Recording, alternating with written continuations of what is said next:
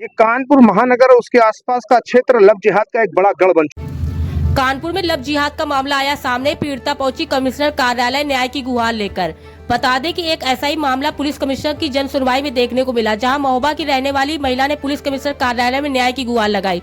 पीड़ित महिला ने बताया कि उसके पति महोबा में ज्योतिष है। पास की रहने वाला युवक अपना नाम बदलकर उनसे ज्योतिष सीखने आता था। उसने पीड़ित महिला का वीडियो बना लिया और लगातार उसे परेशान कर रहा था, जिसके बाद महिला उसके साथ रहने लगी और वह लगातार उस पर धर्म परिवर्तन करने का दबाव बना रहा है। कमिश्नर ऑफिस में क्या घटना हुई आपके साथ मैडम? मेरे साथ लव जिहाद हुआ है। किसने किया? हसीम मोहम्मद। कैसे आप उनके संपर्क में कैसे हुआ ये? वो मेरे हस्बैंड से संबंध थे, आते जाते रहते थे। मेरे घर के बाहर बाथरूम है, तो मैं नहा रही थी, बाहर कुर्सी में बैठे थे, उन्होंने वीडियो शूट कर लिया और वही वीडियो दिखा के मुझे ब्लैकमेल किया और काफी बार मुझसे संबंध बनाए हैं जबरदस्ती। जब मैंने अपने हस्बैंड को बताया तो बोले कि अगर बताओगी उल्टा सीधा तो आग लगा दूंगा तुम्हारे घर पे। तो उन्होंने मेरी गाड़ी में आग लगा दी, मोटरसाइकिल में। फिर मुझे जबरदस्ती यहाँ जब मेरे हस्बैंड ने कहा कि उसके खिलाफ एप्लीकेशन दो, तो बोला एप्लीकेशन दोगी तो अच्छा नहीं होगा, बच्चे तुम्हारे पढ़ने जाते हैं। तो मुझे लेके यहाँ जबरदस्ती आ गया कानपुर। 1 साल से जबरदस्ती मेरे साथ कर रहा था और संबंध बना रहा था मेरे बच्चों के साथ, मेरे साथ और मेरे बच्चों के साथ जबरदस्ती। मगर मेरी बड़ी लड़की के ऊपर निगाहें रखना, उसके साथ लेटना। उसने बताया मम्मा मुझे इधर छुआ उधर छुआ है, और पूजा भी नहीं करने देता था, बेल्टों से मारता था। उसकी वाइफ परवीन रोजी और उसका साला सलमान शूटर, उन दोनों ने मिलकर मुझे चप्पल और बेल्टों से भी मारा है। उनकी वजह से मुझे कहीं जगह नहीं मिल रही है। और कितने लोग उनके साथ हैं?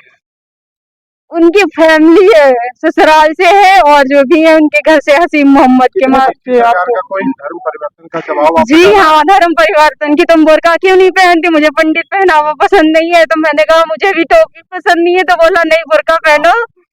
ये सब जबरदस्ती दरगाह में ले चलना, फोटो भी है। आग लगा दी मेरी बिटिया की आंख में, पेट्रोल भी डाला उसने। कितने वर्ष की बेटी आपकी है? 11 वर्ष की है। आतंकी फोटो उधर। हाँ, आज की क्या आश्वासन दिया कमिश्नर साहब ने?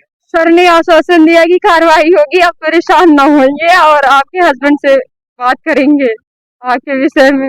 मेरे बच्चों की जिंदगी में बहुत बड़ी घटना है मेरी वजह से या फिर उसकी वजह से मुझे। ये कानपुर महानगर और उसके आसपास का क्षेत्र लव जिहाद का एक बड़ा गढ़ बन चुका है।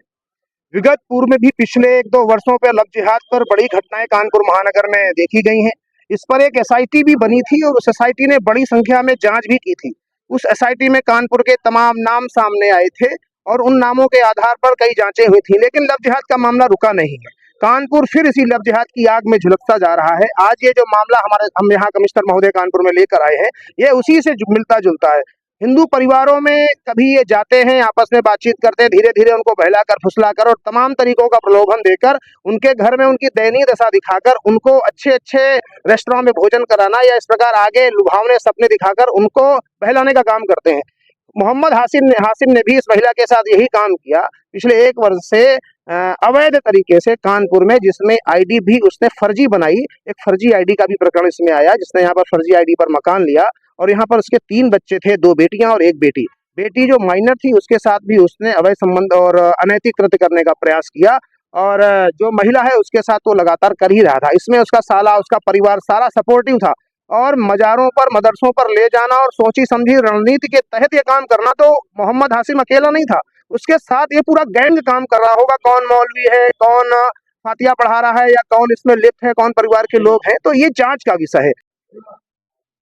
ये महोबा की एक महिला है जिनके 3 बच्चे हैं और ये यहाँ एक मुस्लिम युवक के साथ उसके प्रलोभन में अपने पति का परित्याग करके आई और उसके साथ लिव इन में रह रही।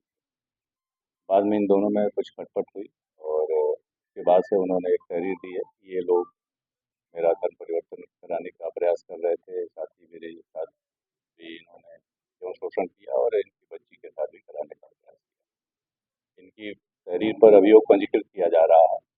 जो भी विवेचना में आएगा उसके हिसाब से विधि सम्मत